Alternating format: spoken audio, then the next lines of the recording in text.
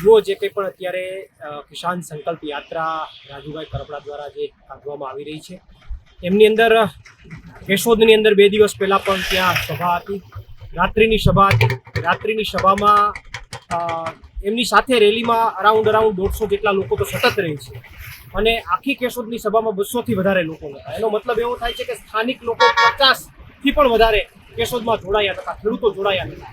અને જે જોડાયા હતા એમાં પણ ઘણા બધા લોકો ભાજપ સાથે ડાયરેક્ટલી જોડાણવાળા હોય એવા નજર સમક્ષ આવે છે.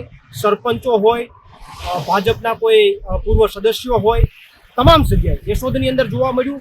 અને તુલસી શ્યામથી લઈને તમામ જગ્યાએ સોશિયલ મીડિયાની અંદર અત્યારે અમુક પોસ્ટરો ફરી રહ્યા છે, અમુક વાતો ફરી રહી છે. એમની અંદર તો કોઈ નગરપાલિકાની અંદર ચાલુ સભ્ય છે, કોઈ કારોબારી ચેરમેનના પૂર્વ ચેરમેન છે ભાજપની અંદર, કોઈ વિશ્વ હિન્દુ પરિષદમાં છે. આવા અનેક લોકો એનું આયોજન કરતા નજરે દેખાય છે, સ્ટેજ ઉપર સન્માન કરતા નજરે દેખાય છે, સ્ટેજમાં એમની સાથે બેસતા દેખાય છે.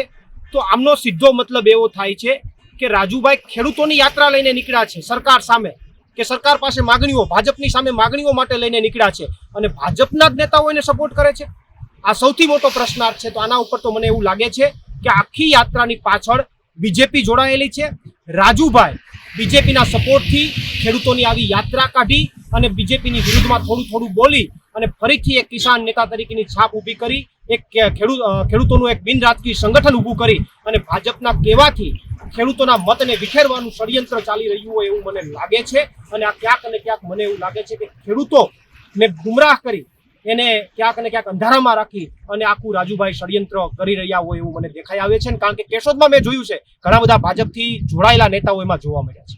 એક સમયે બંને સાથે તમે હતા, આજે પ્રતિ આક્ષેપો બંને દ્વારા કરવામાં આવી રહ્યા છે, શું કહેશો? આક્ષેપો અને પ્રતિ આક્ષેપો તો સેકન્ડ નંબરની વાત છે. જ્યારે અમુક વસ્તુઓ ખોટી બનતી હોય તો એ જનતા સમક્ષ મૂકવી એ જ વિપક્ષના વ્યક્તિ તરીકે મારી ફરજ છે. મિત્રતા પછીની વાત છે, પણ ખોટી વાતને લોકો સામે મૂકવી એ સૌથી મારી ફરજ છે. એમણે એક આક્ષેપ કર્યો કે અમુક લોકો તો 108 દિવસ અંદર કેટલી વાર રોયા ને આ તે ને.